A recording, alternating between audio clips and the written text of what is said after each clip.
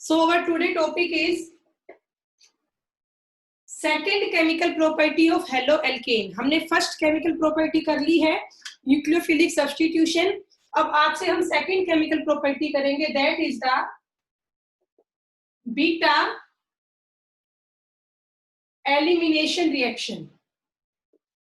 Second chemical property is beta elimination reaction और इसी को हम बोलते हैं dehydro halogenation reaction. Beta elimination reaction is also known as dehydrohalogenation reaction.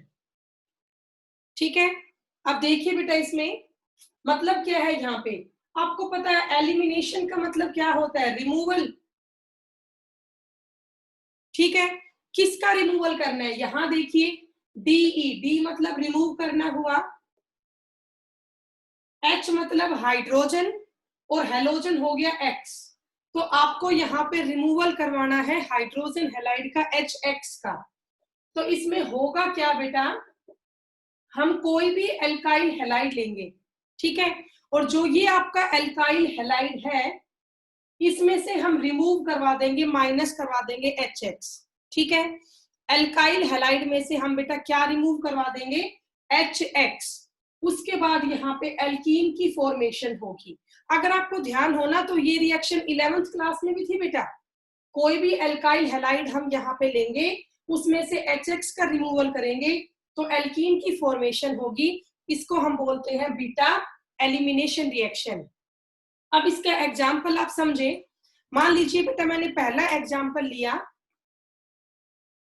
CH3 CH2Cl। ये मैंने एग्जाम्पल लिया है CH3 CH2Cl और यहां मैंने कंडीशन ली KOH और यहाँ पे KOH है एल्कोहलिक ALC। यहाँ बेटा KOH कैसा है, एल्कोहलिक है। अब एल्कोहलिक KOH का मतलब ये है कि यहाँ पे जो ये KOH है ना, इसको हमने डिसोल्व कर रखा है एल्कोहल में। यहाँ हमारा मीडियम एल्कोहल है। क्वेश्चन में आपको आगे करवाऊंगी कि यहाँ पे एल्कोहलिक KOH ही क्यों लिया। तो बेटा जब आप एल्कोहलिक KOH लेते हो किसी भी एल्काइल हैलाइड के साथ तो वहां पे एलिमिनेशन होता है। ठीक है, अब ये एलिमिनेशन कैसे होगा वो आप देखिए। जिस कार्बन पे आपका हेलोजन जुड़ा होगा, जिस कार्बन पे आपका हेलोजन जुड़ा होगा वो होता है अल्फा कार्बन। जिस कार्बन पे हेलोजन होगा वो होता है अल्फा कार्बन और उसका नेक्स्ट होता है बीटा कार्बन।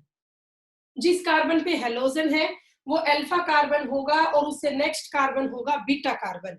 हमें किसका रिमूवल करवाना है, H और X का रिमूवल करवाना है। तो वो कैसे होगा, जो ये बीटा कार्बन है बेटा इसके पास ना H जरूर होनी चाहिए। तो आप देखो इस बीटा कार्बन के पास कितनी H है, 3 H है ना, 1 2 3। तो आप क्या करो, इन तीनों H में से ना कोई भी एक H का बॉन्ड यहाँ दे दो। ठीक है, मान लो बेटा मैंने ये C और H के बीच का जो ये बॉन्ड था इसको मैंने यहाँ ट्रांसफर कर दिया। तो अब ये बॉन्ड कैसा हो जाएगा, डबल। तो अब क्या होगा, जो ये C है वो इस Cl को बाहर निकाल देगी। ठीक है, जैसे ही बेटा आपका क्या होगा, यहाँ पर जो ये H है इसका बॉन्ड यहाँ आएगा तो ये बॉन्ड डबल हो जाएगा। ये बॉन्ड डबल होते इस कार्बन की वैलेंसी हो जाएगी 5। तो इस कार्बन ने क्या किया, एक Cl को बाहर कर दिया। तो अब यहाँ पे क्या बना वो आप देखिए, ये बचा CH2 यहाँ पे हो गया डबल बॉन्ड। CH2 के बाद यहाँ पे क्या हो गया, डबल बॉन्ड और ये फिर से क्या बचा, CH2। तो ये एक एल्कीन बनी ना, इथीन। ये एक एल्कीन आपकी बनी यहाँ पे इथीन। प्लस में क्या होगा, ये वाला K और यहां से ये Cl, प्लस में निकलेगा KCl। प्लस में क्या जाएगा, KCl। साथ में एक ये H यहाँ से हटा है और यहां से एक ये OH। तो H प्लस OH साथ में क्या निकल गया, H2O। H प्लस OH साथ में क्या निकल गया, H2O निकल गया। ठीक है बेटा, तो ये होगा आपका इसमें अल्फा कार्बन से हेलोजन और बीटा कार्बन से हाइड्रोजन का रिमूवल होगा, उससे एल्कीन की फॉर्मेशन होगी, प्लस KCl निकलेगा, प्लस में H2O निकलेगा। तो इस रिएक्शन को हम बोलते हैं बीटा एलिमिनेशन। ठीक है, अभी बेटा हमने बिल्कुल सिंपल एग्जांपल से किया है। अब इसके बाद इसका नेक्स्ट एग्जांपल हम करते हैं, देखिए ध्यान से।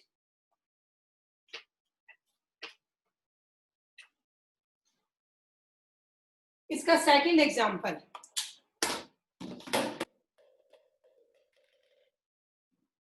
इसका सेकंड एग्जांपल है बेटा, ये लिया मान लो हमने,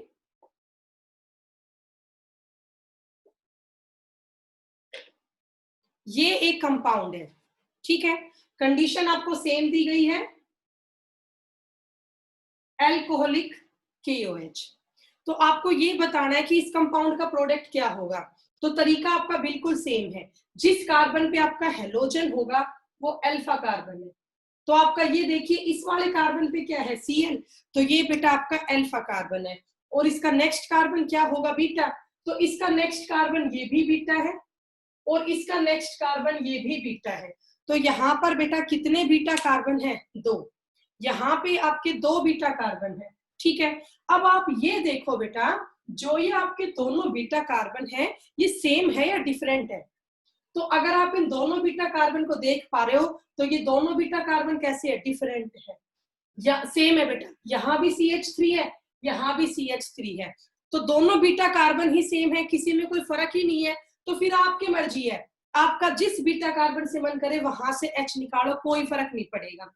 हमेशा अल्फा कार्बन का तो क्या जाना है, हेलोजन, और बीटा कार्बन से क्या जाना है, H। अब जब यहाँ पे दोनों ही बीटा कार्बन सेम है तो आपकी मर्जी है, आप इन दोनों में से किसी भी एक बीटा कार्बन की H निकालो। ठीक है, तो मान लो बेटा मैंने इस बीटा कार्बन की H निकाल दी, तो क्या बचा बोलो, यहां से लिखना शुरू करूं, CH3 सिंगल बॉन्ड CH।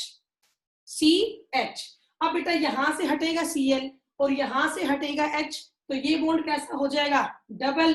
साथ में यहाँ क्या आ गया, CH2। साथ में यहाँ पे क्या आया बेटा, CH2। तो इसका नाम क्या बना, प्रोपीन। इसका नाम क्या होगा, प्रोपीन। अब बेटा मान लो आप बाई चांस इस बीटा कार्बन का H हटाते तो फिर यहाँ डबल बॉन्ड आता, तो भी उसका नाम क्या बनता, प्रोपीन ही बनता। तो अगर दोनों बीटा कार्बन सेम है फिर आपकी मर्जी है, आप कहीं से भी निकालो H, कोई फर्क नहीं पड़ेगा। ओके, चलिए अब इसके बाद नेक्स्ट एग्जाम्पल हम करते हैं। नेक्स्ट एग्जाम्पल है हमारा ये। ठीक है बेटा, ये हमारा एग्जाम्पल है। अब यहाँ पे अगर आप ध्यान से देख पा रहे हो तो देखिए बेटा, इसका नाम पहले कंपाउंड का, इस कंपाउंड का नेम क्या होगा, 2-क्लोरोब्यूटेन। 2-क्लोरोब्यूटेन इस कंपाउंड का नाम होगा। ठीक है, नंबरिंग करके देख ले चाहिए आप, 1 2 3 4। अच्छा, अब तरीका क्या है, कंडीशन आपको दिखी है यहाँ पे अल्कोहलिक KOH, तो तरीका यहाँ पे ये होगा, जिस कार्बन पे हेलोजन है वो अल्फा और उसका नेक्स्ट कार्बन बीटा। तो बेटा इसका तो नेक्स्ट कार्बन ये है, ये भी बीटा है, और इसका नेक्स्ट कार्बन ये भी है तो ये भी बीटा है। तो आप देख पा रहे हो यहाँ पे 2 बीटा कार्बन है, यहाँ पर 2 बीटा कार्बन है। अब आप ये देखें, आपके ये दोनों बीटा कार्बन सेम है या डिफरेंट है। जो ये आपके दोनों बीटा कार्बन है या सेम है या अलग अलग है, ये आपको देखना है। तो ध्यान से देखो बेटा, इस बीटा कार्बन का फॉर्मूला क्या है, CH3, मतलब इस बीटा कार्बन के पास 3 हाइड्रोजन है। और अगर इसको ध्यान से देख पा रहे हो तो इस बीटा कार्बन के पास 2 ही हाइड्रोजन है, साथ में एक क्या जुड़ रहा है, CH3। तो अब आप समझ पा रहे होगे यहाँ पे दोनों बीटा कार्बन सेम नहीं है, here beta carbon are different. ठीक है, आपको ये बात समझ में आ रही है बेटा, यहाँ पे बीटा कार्बन आपके अलग अलग है। Okay, here beta carbon are different. तो अगर आपके बीटा कार्बन भी अलग अलग है तो इस बार तो प्रोडक्ट भी अलग अलग आएंगे। हम क्या करेंगे, एक बार तो इस बीटा कार्बन का H हटाएंगे और एक बार हम इस बीटा कार्बन का H हटाएंगे, तो कुल मिला के हमारे पास यहाँ पे 2 प्रोडक्ट आएंगे। ठीक है, अब देखिए बेटा, मैं पहली बार इस बीटा कार्बन का H हटा रही हूँ, तो जब यहाँ से हटेगा H और यहाँ से हटेगा Cl, तो ये बॉन्ड कैसा होगा, डबल। तो आंसर क्या आएगा, देखिए CH2, यहाँ से मैंने क्या हटा दिया ना, ये CH2 हो गया, फिर आपका बॉन्ड कैसा हुआ, डबल, देन आपका क्या आया, CH, फिर आया सिंगल बॉन्ड CH2 और उसके बाद ये आया CH3। इस कंपाउंड का नाम आप बताइए। इसमें 4 कार्बन है, 1 2 3 4, ये आपका है ब्यूटवनीन। ब्यूटवनीन हो गया। प्लस में क्या होगा देखिए, CH3। अब की बार बेटा मैंने इस बीटा कार्बन से H नहीं निकाला, ये तो CH3 ही है।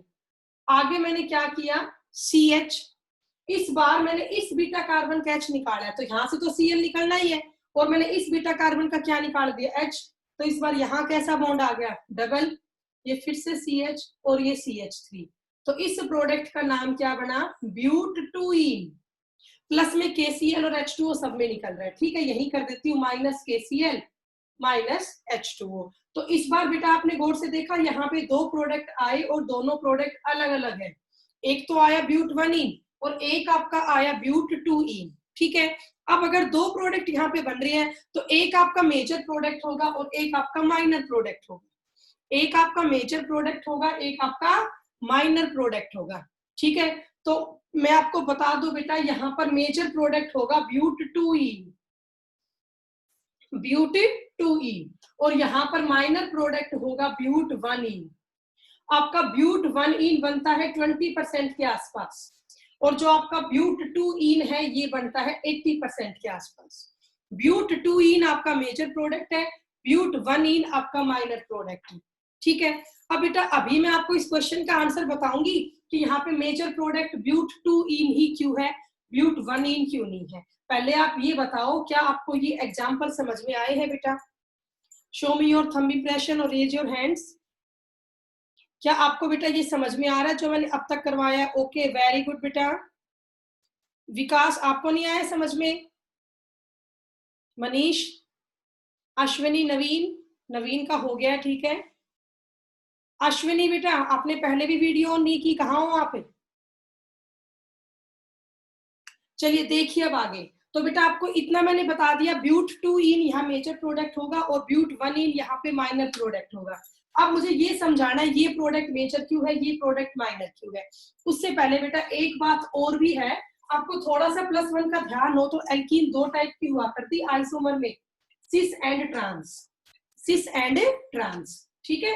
तो जो ये आपका प्रोडक्ट बना है ना बेटा ब्यूटटूइन, जो ये आपका प्रोडक्ट बना है ब्यूटटूइन, ये 80% के आसपास बना है ना। अब इस ब्यूटटूइन जो आपका ये कंपाउंड है, इसके 2 आइसोमर होते हैं, इसके 2 आइसोमर्स होते हैं, एक तो सिस और एक ट्रांस। चलिए पहले मैं इसकी सिस फॉर्म बनाती हूँ। आपके दोनों बीच वाले कार्बन पे कैसा बॉन्ड है, डबल।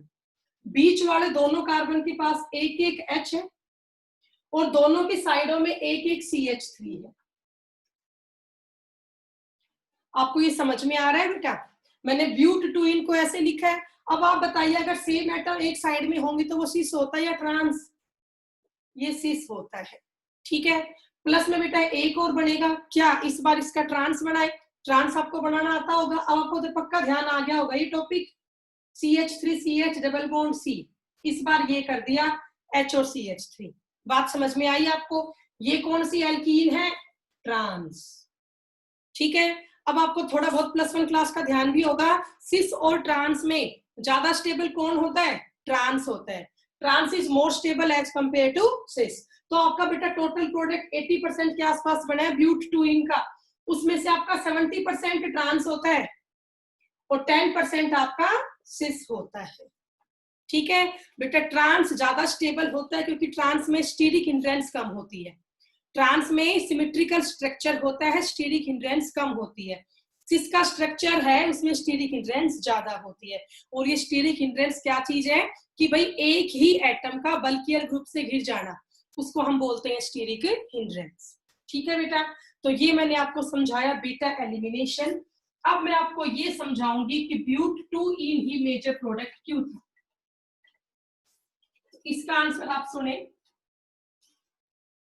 इसका आंसर होगा, एक रूल हम यहां पे लगाएंगे, सेट-जेफ रूल। किया था बेटा हमने ये +1 क्लास में, सेट-जेफ रूल, ठीक है बेटा। सेट-जेफ रूल की स्टेटमेंट क्या है वो आप देखिए, ग्रेटर नंबर ऑफ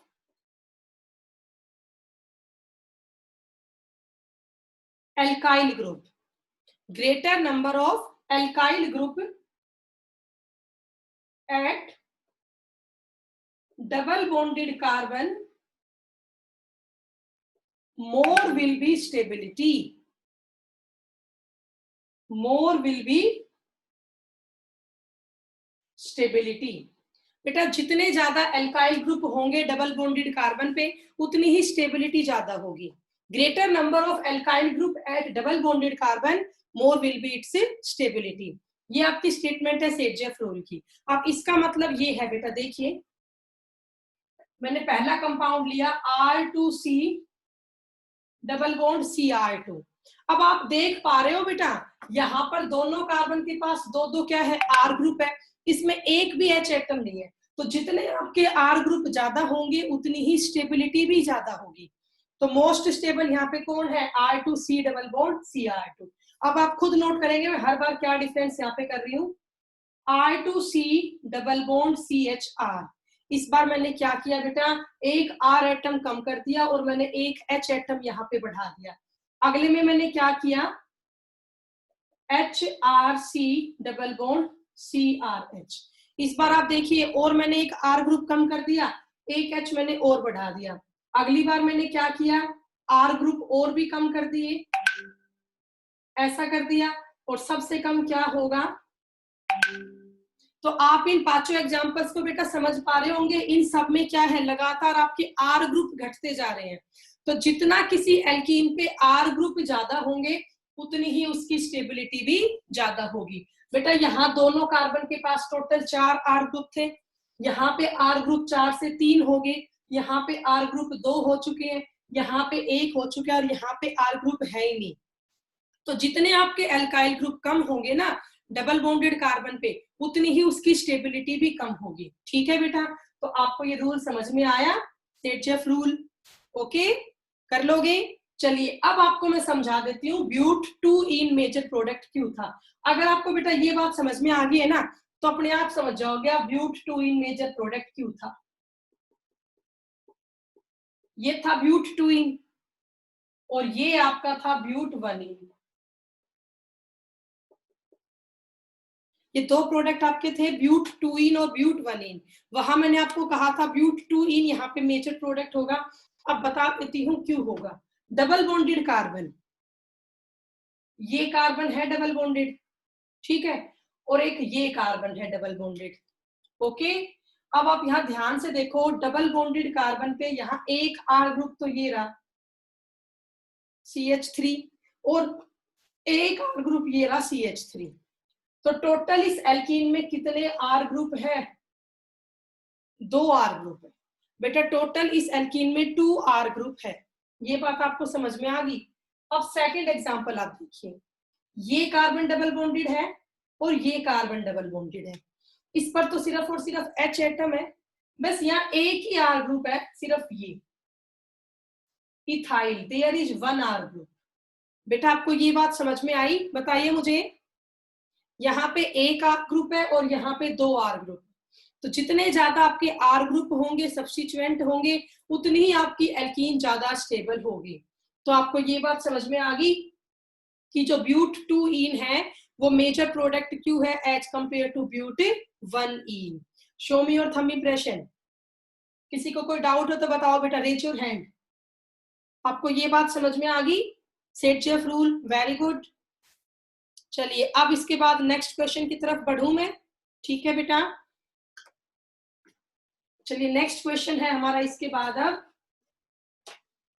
बेटा यहाँ KOH हमने एल्कोहलिक ही क्यों लिया, एक्वस क्यों नहीं लिया. ठीक है, देखिए ध्यान से एक बात और बेटा, जो आपका ये डिहाइड्रोहेलोजिनेशन है, डिहाइड्रोहेलोजिनेशन, इसमें सबसे रिएक्टिव होगा आपका हैलाइड. ठीक है, tertiary, then secondary and then primary. Okay, अच्छा अब यहां पर पहला क्वेश्चन आप देखिए, कंसेप्चुअल क्वेश्चन है ये.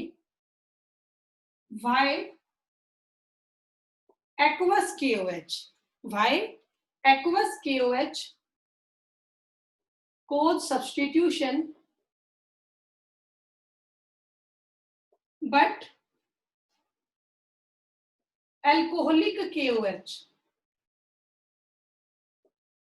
कोज एलिमिनेशन।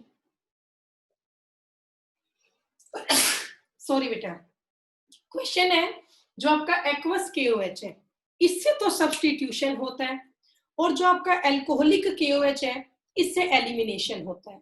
ठीक है, मतलब समझे बेटा आप इसका। मैंने दो एग्जाम्पल लिए। पहला एग्जाम्पल लिया ये CH3CH2Cl, ठीक है, और यहां मैंने KOH लिया एक्वस। बेटा एक्वस का मतलब ये है KOH का मीडियम यहाँ पे वाटर है, यहाँ पे KOH का मीडियम क्या है, वाटर है। तो जब मैंने यहाँ पे एक्वस KOH लिया तो आंसर ये आया Cl हटके OH आ, साथ में KCl निकल गया। यहाँ पे सब्स्टिट्यूशन हुआ, OH ने किसको रिप्लेस कर दिया, Cl को। तो ये आपका इथेन क्लोराइड था, क्लोरोइथेन, इससे ये बन गया आपकी इथेनॉल। तो एक्वस आप जब ले रहे हो KOH तो यहाँ पे सब्स्टिट्यूशन हो रहा है।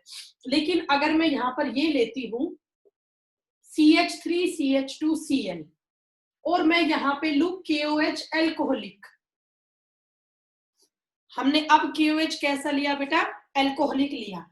तो आप खुद देखो फर्क, वहां पर तो मीडियम था वाटर और यहाँ पर मीडियम क्या है, एल्कोहल। तो इस बार आंसर ये आएगा, इसका एक Cl और इसका एक H निकल गया और ये एल्कीन बन गई CH2 डबल बॉन्ड CH2। तो क्वेश्चन आपका ये कह रहा है बेटा मीडियम ही तो चेंज किया है, यहाँ तो KOH का मीडियम वाटर था और यहाँ पे KOH का मीडियम क्या है, एल्कोहल। लेकिन मीडियम चेंज होते प्रोडक्ट भी चेंज हो गया।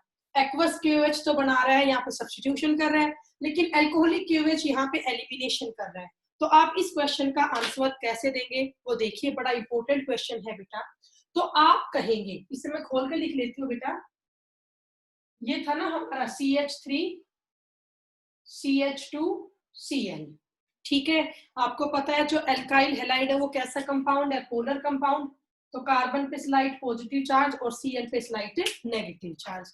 अब जो आपका KOH है एक्वस, जब बेटा KOH वाटर में जाएगा एक्वस मीडियम में तो कैसे टूटेगा, K पॉजिटिव में एंड OH नेगेटिव में, K पॉजिटिव में एंड OH नेगेटिव में। तो भाई आपको पता है एक्वस मीडियम में जाते KOH डिसॉल्व होगा, टूटेगा K प्लस में और OH माइनस में। तो यहां से न्यूक्लियोफाइल कौन आया, OH माइनस। यहां से बेटा न्यूक्लियोफाइल कौन आया, OH माइनस। अब जो ये OH माइनस है ये बहुत छोटा सा न्यूक्लियोफाइल है, it is a smaller nucleophile, it is a smaller nucleophile, ठीक है। तो बेटा जो ये आपका स्मॉलर न्यूक्लियोफाइल है OH नेगेटिव, ये डायरेक्ट कहां अटैक करेगा, C पॉजिटिव पे। कहां अटैक करेगा, C पॉजिटिव पे, और यहां से किसको बाहर कर देगा, Cl को। तो आंसर क्या बना, ये CH3 यू का यू रहेगा, यहाँ पे ये CH2 Cl हट गया, बदले में क्या जुड़ गया, OH जुड़ गया। तो बेटा आपको समझ में आया यहाँ पे सब्स्टिट्यूशन कैसे हुआ। भाई KOH है प्लस आपने H2O लिया, तो KOH पानी में जाते ही क्या बना देगा, K positive aqueous plus OH minus aqueous, ठीक है। तो जो ये आपका OH नेगेटिव बनाया किसका काम कर रहा है, न्यूक्लियोफाइल का काम कर रहा है। और ये OH नेगेटिव यहाँ पर एक स्मॉलर न्यूक्लियोफाइल है, OH negative is a smaller nucleophile. तो बेटा ये बहुत छोटा सा न्यूक्लियोफाइल है, तो ये डायरेक्ट कहाँ अटैक कर देता है, पॉजिटिव चार्ज वाले कार्बन एटम के पास। तो यहाँ से Cl हट गया, बदले में OH जुड़ गया, मतलब यहाँ पे हो गया सब्स्टिट्यूशन। ओके, आपको बेटा इतना समझ में आया। तो चलिए अब यहाँ मूव करते हैं कि जब आपने KOH को अल्कोहल में डाला तो ऐसा क्या हुआ कि वहां पे एलिमिनेशन हुआ, ना कि सब्स्टिट्यूशन हुआ, ठीक है। तो बेटा थोड़ा सा बड़ा है, मैं इसको यहां से रब कर रही हूं तब ये पूरा आएगा। देखिए ध्यान से, अब हमारा KOH है अल्कोहलिक, मतलब तुम KOH को अल्कोहल में डाल रहे हो, ठीक है। पर बेटा यहाँ अल्कोहल आपको टर्शरी लेनी पड़ेगी। क्यों लेनी पड़ेगी, मैंने अभी आपको बताया था यहाँ पे ऑर्डर क्या है रिएक्टिविटी का, tertiary is the most reactive. तो आप जब अल्कोहल को KOH में डालोगे तो आप कौन सी अल्कोहल लोगे, टर्शरी अल्कोहल लोगे, ठीक है। तो मान लो बेटा मैंने टर्शरी अल्कोहल ये ली, टर्शरी अल्कोहल का मतलब क्या है, जिस कार्बन पे OH है उस पे 3 R ग्रुप होंगे, तो ये मैंने ली टर्शरी अल्कोहल, हो गया। और मैंने इसमें क्या डाल दिया, KOH। आप यहाँ KOH को अल्कोहल में डाल रहे हो ना, अब क्या होगा देखो, अल्कोहल का तो H और यहां से OH, क्या निकल गया साइड में, H2O। क्या बच गया बेटा, देखिए ध्यान से, ये बचा, मैं यहां लिख रही हूँ बेटा, क्या बचा, इस C के पास 3 CH3 है, ओके, और यहाँ पर ये एक O है। अब ये O नेगेटिव हो गया और H पॉजिटिव हो गया, K प्लस हो गया, OH माइनस हो गया, तो H पॉजिटिव और OH माइनस, साइड में क्या चला गया, H2O। तो यहाँ तो बच गया O नेगेटिव और यहाँ बच गया K पॉजिटिव, मतलब ये बन गया OK। क्या बना बेटा, ये OK बना। क्या आपको ये बात समझ में आई बेटा? टर्शरी अल्कोहल मोस्ट रिएक्टिव है, इसीलिए हमें यहाँ पे टर्शरी अल्कोहल लेनी पड़ी, ठीक है। और अगर हम टर्शरी अल्कोहल जो है उसे KOH में डाल रहे हैं तो H और OH किसका रिमूवल हो गया, H2O का, और ये आपका बन गया, ठीक है। अच्छा, अब इसमें न्यूक्लियोफाइल पार्ट कौन सा है, ये ऐसे टूटेगा ना, O नेगेटिव और K पॉजिटिव, तो K प्लस को अगर मैं हटा देती हूँ तो यहाँ पर न्यूक्लियोफाइल कौन है, ये है आपका, ठीक है। तो अब यहाँ पे देखिए, हम ये हमने न्यूक्लियोफाइल लिया, C पे 3 CH3 है और एक है O नेगेटिव। तो बेटा अब की बार जो हमारा न्यूक्लियोफाइल है, इस बार जो हमारा न्यूक्लियोफाइल है, ये बड़ा न्यूक्लियोफाइल है, it is bulkier nucleophile, it is bulkier nucleophile. बेटा यहाँ न्यूक्लियोफाइल स्मॉलर था, लेकिन यहाँ पे न्यूक्लियोफाइल बहुत बड़ा है, बल्कियर न्यूक्लियोफाइल। क्योंकि बेटा आप देखो, ये है O नेगेटिव और O नेगेटिव के पास है यहाँ C, और C के पास पहले ही 3 क्या जुड़े हुए हैं, CH3। तो ये तो पहले ही बहुत ज्यादा स्टीरिकली हिंडाइड है, ये तो पहले ही बहुत बड़ा न्यूक्लियोफाइल है। अब हम यहाँ पे ले लेते हैं अपना एल्काइल हैलाइड, CH3 CH2Cl, ठीक है तो ये भी पोलर ही, Cl पे माइनस चार्ज है और इस C पे प्लस का चार्ज है। अब बेटा न्यूक्लियोफाइल को हिसाब से तो कहाँ अटैक करना होता है, इस C पॉजिटिव के ऊपर, ठीक है, बट ये न्यूक्लियोफाइल इस C पॉजिटिव पे अटैक नहीं करेगा, ये न्यूक्लियोफाइल इस C पॉजिटिव पे अटैक नहीं करेगा। अब क्यों नहीं करेगा वो समझो, अगर बेटा ये न्यूक्लियोफाइल इस C प्लस पे अटैक करेगा, इसका मतलब तो ये है इस न्यूक्लियोफाइल को यहाँ इस कार्बन से जुड़ना होगा। अब ये तो पहले ही बहुत बड़ा न्यूक्लियोफाइल है, तो ये अपनी स्टीरिक हिंड्रेंस को और ज्यादा नहीं बढ़ाना चाहता। बेटा ये न्यूक्लियोफाइल तो पहले ही बहुत बड़ा है, तो ये अपनी स्टीरिक हिंड्रेंस को और ज्यादा नहीं बढ़ाना चाहता, तो ये क्या करेगा, इस C पे अटैक नहीं करेगा, बल्कि ये जो C का नेक्स्ट कार्बन है ना, बस उससे एक H निकाल के ले आएगा। बेटा इस O नेगेटिव ने सिर्फ ये H ले ली एक, इसने यहाँ अटैक क्यों नहीं किया इस C पे, क्योंकि ये पहले ही बहुत बड़ा न्यूक्लियोफाइल है, ये अपने ऊपर और ज्यादा स्टीरिक हिंड्रेंस को बढ़ाना नहीं चाहता, तो इसलिए इसने इस C पे अटैक नहीं किया और इसने नेबरिंग वाले कार्बन की वजह से क्या ले ली, हाइड्रोजन ले ली। अब बेटा आप देखो O नेगेटिव तो इसका H लेके चला गया, अब इस बॉन्ड का क्या करें, तो बॉन्ड तो यही छोड़ गया ये H, तो इस बॉन्ड को हम आगे यहाँ ट्रांसफर कर देते हैं, तो अब ये बॉन्ड आपका कैसा हो जाएगा, डबल, तो इस कार्बन के बॉन्ड कितने हो गए 5, तो इस C ने किसको बाहर कर दिया, Cl को बाहर कर दिया, तो आप देखो क्या बना, ये C है और इस C पर कितने H है, 2 H बचे, ये बॉन्ड कैसा हो गया डबल, यहाँ भी क्या आ गया CH2, यहाँ भी क्या आया आपका CH2 आया बेटा समझ में। प्लस में यहाँ पे O नेगेटिव के साथ ये H निकल गया जो भी कंपाउंड था, तो यहाँ पे किसकी फॉर्मेशन हुई, एल्कीन की फॉर्मेशन हुई। तो आपको बेटा ये कंसेप्ट समझ में आया कि एक्वस KOH ने यहाँ पे सब्स्टिट्यूशन किया, बट एल्कोहलिक KOH यहाँ पे एलिमिनेशन कर रहे हैं, क्योंकि बेटा जब आपने KOH एक्वस लिया ना, तो वहां बहुत छोटा सा न्यूक्लियोफाइल बना OH नेगेटिव, तो उसने डायरेक्टली कहाँ अटैक कर दिया, कार्बन एटम के ऊपर, और इजिली यहाँ से क्या निकल गया Cl और OH जुड़ के सब्स्टिट्यूशन हो गया। लेकिन जब तुमने KOH अल्कोहल लिया, तो मोस्ट रिएक्टिव टर्शरी अल्कोहल होती है, तो आपको यहाँ टर्शरी अल्कोहल लेनी पड़ेगी, साथ में KOH लिया, तो उससे आपका ये न्यूक्लियोफाइल बना। अब बेटा ये जो आपका न्यूक्लियोफाइल बना, ये बहुत बड़ा न्यूक्लियोफाइल है, तो ये अपने ऊपर और ज्यादा स्टीरिक हिंड्रेंस को बढ़ाना नहीं चाहता, इसीलिए बेटा ये इस कार्बन एटम पे अटैक नहीं करेगा, बल्कि नेबरिंग कार्बन की एक हाइड्रोजन को निकाल लाएगा। अब जैसे इसके H को ये यहाँ पे ले गया, बॉन्ड का ट्रांसफर हो गया, और यहाँ किसकी फॉर्मेशन होगी, एल्कीन की फॉर्मेशन होगी। ठीक है, तो बेटा बताइए क्या आपको ये टॉपिक समझ में आ गया?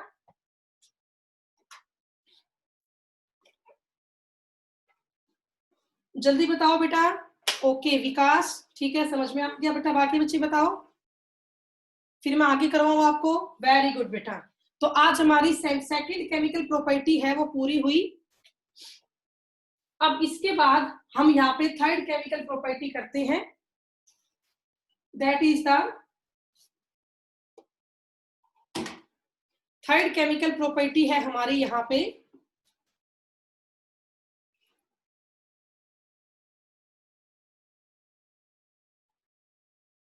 बेटा। नवीन कोई डाउट है आपको?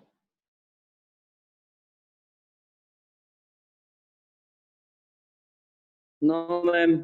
ओके बेटा, चलिए अब आगे करते हैं। थर्ड केमिकल प्रॉपर्टी करेंगे अब हम। थर्ड केमिकल प्रॉपर्टी आपकी है reaction with metals. Reaction with metals, okay. दो हमारी हो चुकी है, न्यूक्लियोफिलिक सब्स्टिट्यूशन और बीटा एलिमिनेशन। अब इसके बाद हम थर्ड केमिकल प्रॉपर्टी करेंगे रिएक्शन विद मेटल्स। तो सबसे पहले हम करेंगे reaction with magnesium. Reaction with magnesium, ठीक है। तो हमने कोई भी एल्काइल हैलाइड लिया RX और हमने इसकी रिएक्शन की मैग्नीशियम के साथ, ठीक है। अब बेटा मैग्नीशियम एक रिएक्टिव मेटल है, इसीलिए हम रिएक्शन को करेंगे in presence of dry ether. In presence of a dry ether. तो अब यहाँ क्या बनेगा? RMgX। अब यहाँ पे बेटा क्या बनेगा? RMgX। आप देखिए बेटा मैग्नीशियम की वैलेंसी क्या होती है? 2। तो ये मैग्नीशियम आपकी R और X के बीच में आ गई, ठीक है। अब इसका नाम बना R से एल्काइल, Mg से मैग्नीशियम और X से हैलाइड। कुछ ध्यान आया? 11th क्लास में था ये कंपाउंड RMgX।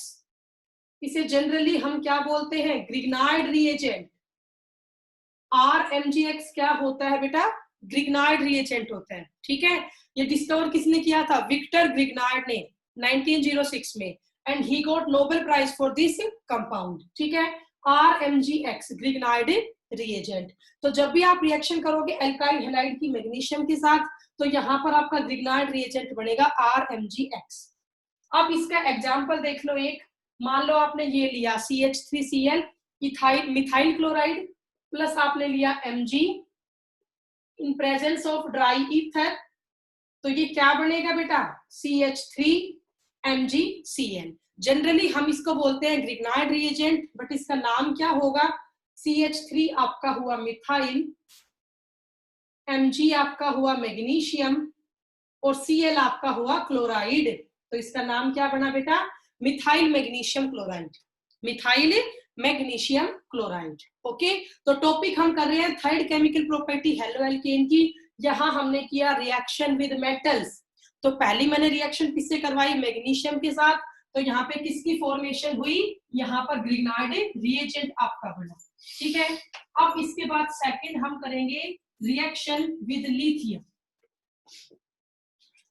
सेकंड है इसमें हमारा रिएक्शन विद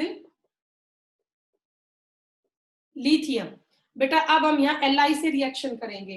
तो ये हमने लिया RX प्लस में क्या लिया हमने? Li लिया, ठीक है। RX हमने लिया प्लस में हमने यहाँ पे क्या लिया? Li लिया।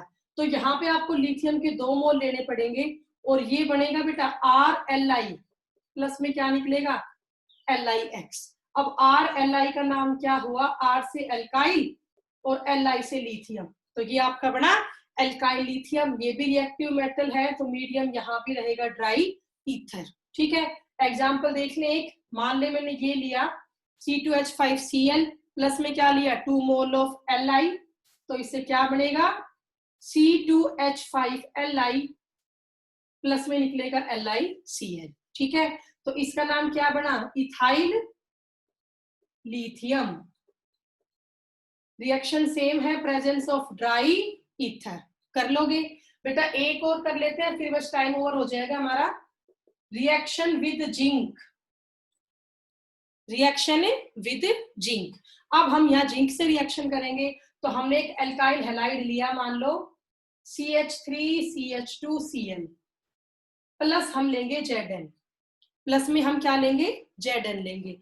तो यहाँ पे हम 2 मोल ही इसके करेंगे और 2 मोल ही इसके करेंगे। क्या बनेगा देखो, CH3 CH2 की होल ट्वाइस Zn। बेटा एक जिंक के पास 2 क्या जुड़ गए, CH3 CH2 प्लस में क्या निकल गया, ZnCl2। आपको ये कंपाउंड समझ में आया? मैंने 2 मोल यहाँ पे लिए C2H5Cl के, प्लस में 2 मोल ही यहाँ पे Zn के लिए। तो एक यहाँ से Zn और दोनों यहाँ से Cl, क्या निकल गया, ZnCl2 निकल गया। तो बचा क्या यहाँ पे बेटा, 2 मोल बचे किसके, C2H5 के। तो ये है आपका C2H5, इसकी होल ट्वाइस, और इससे क्या जुड़ गया, Zn जुड़ गया। इससे क्या जुड़ा, Zn। तो इसका नाम डाई इथाइल जिंक। इसका नाम क्या होगा बेटा, यहाँ पे 2 इथाइल है ना, डाई इथाइल जिंक। तो यहाँ आपका बना डाई इथाइल जिंक, प्लस में क्या निकल गया, ZnCl2। तो ये आपकी रिएक्शन हुई यहाँ पे जिंक के साथ। बेटा हम रिएक्शन कर रहे हैं विद मेटल्स, तो मैग्नीशियम से हमने कर ली है,